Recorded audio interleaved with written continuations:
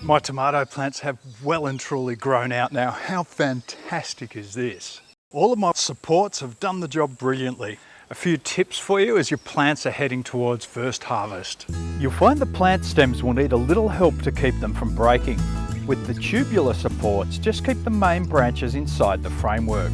With mesh panels, you can weave branches through the mesh. The kit I used came with reusable double-sided plant tie. Just cut this to lengths and wrap it around stem and frame.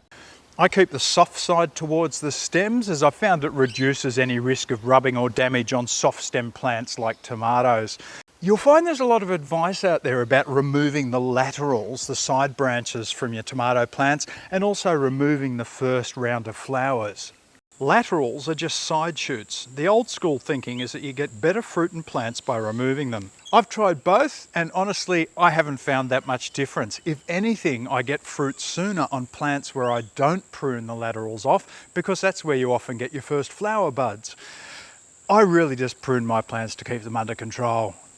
And removing the first flowers, the thought there is you get bigger fruit.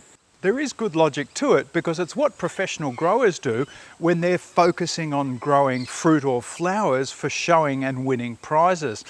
But for us in the home garden, personally, I'd rather get more smaller fruit for a longer period than focus on trying to get a small number of big fruit. Watering is really important for fruit development. It's a case of not too wet, not too dry for the best fruit. I let mine get to the point of just being dry underneath the mulch and then I give them a big soak. You may find a couple of pests can get at your tomatoes. The main two are caterpillars and fruit fly. Both of those have safe and simple organic solutions. Just talk to a horticulturalist at your local garden centre. The other thing you might find is possums and birds having a go at your fruit.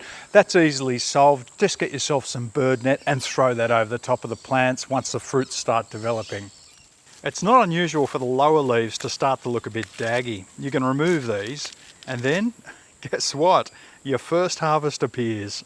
Now, funnily enough, these little beauties would likely have been those first flowers that some people would tell you to prune off.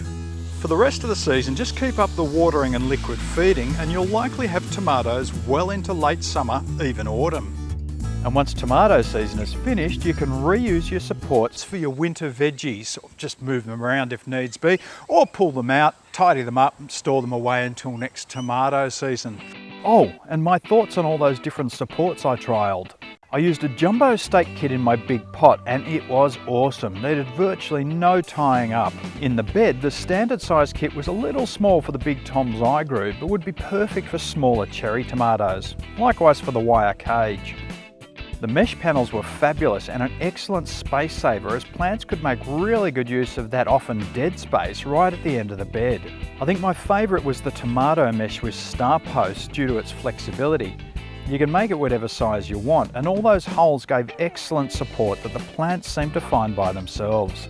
Tomatoes are just such a rewarding and simple fruit for the home garden. So happy growing and enjoy your harvest.